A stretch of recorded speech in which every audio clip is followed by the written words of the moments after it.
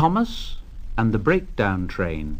Every day the fat director came to the station to catch his train, and he always nodded to Thomas and said, "Morning, Thomas." There were lots of trucks in the yard, and Thomas had to push and pull them into their right places. He worked hard.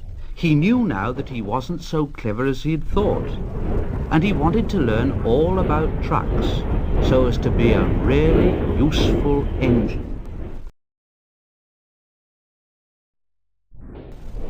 But on the siding, by themselves, were some trucks that Thomas was told he mustn't touch. There was a small coach, some flat trucks, and two queer things his driver called cranes. "That's the breakdown train, Thomas, and when there's an accident, the workmen get into the coach and the engine takes them quickly to help the hurt people and to clear and mend the line. The cranes are for lifting heavy things like engines and coaches and trucks."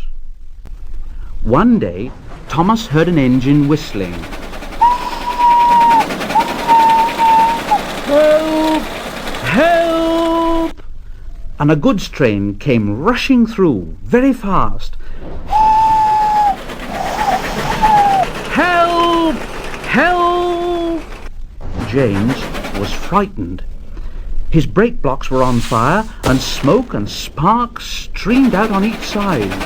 "They're pushing me! They're pushing me! Those silly trucks are pushing me!" And the trucks just laughed. "Ha ha! Ha ha! Ballon, ballon, ballon, ballon! Ha ha!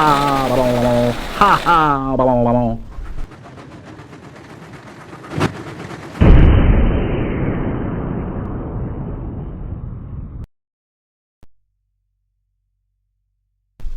Presently, a man came, running.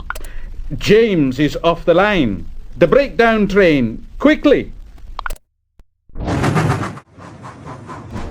So Thomas was coupled on. The workmen jumped into their coach, and off they went. Thomas worked his hardest. Faster, faster! Faster, faster! Oh, bother those trucks and their tricks!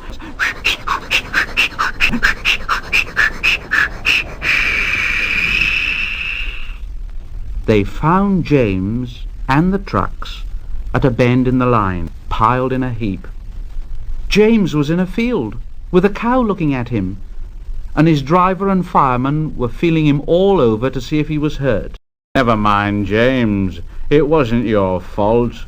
We always said your wooden brakes was no good." Thomas pushed the breakdown train alongside. Then he pulled the unhurt trucks out of the way.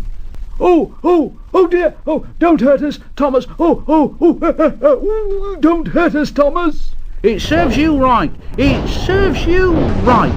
This'll teach you a lesson!" And the trucks answered in groany, creaky sort of voices, "Yes, it will! Oh, yes, it will! Oh, oh, oh!"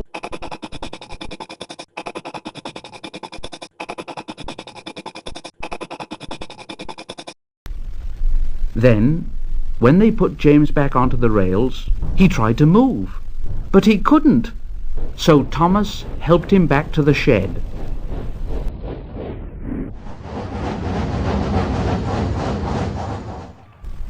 The fat director was waiting anxiously for them. "Well, Thomas, I've heard all about it, and I'm very pleased with you. You're a really useful engine. James shall have some proper brakes and a new coat of paint, and you shall have a branch line all to yourself." "Oh, sir, thank you." Now Thomas is as happy as can be. He has a branch line all to himself and puffs proudly backwards and forwards in two coaches all day. He's never lonely, because there's always some engine to talk to at the junction. Edward and Henry stop there quite often and tell him the news. Gordon is always in a hurry and doesn't stop, but he never forgets to say to Thomas, and Thomas in return always whistles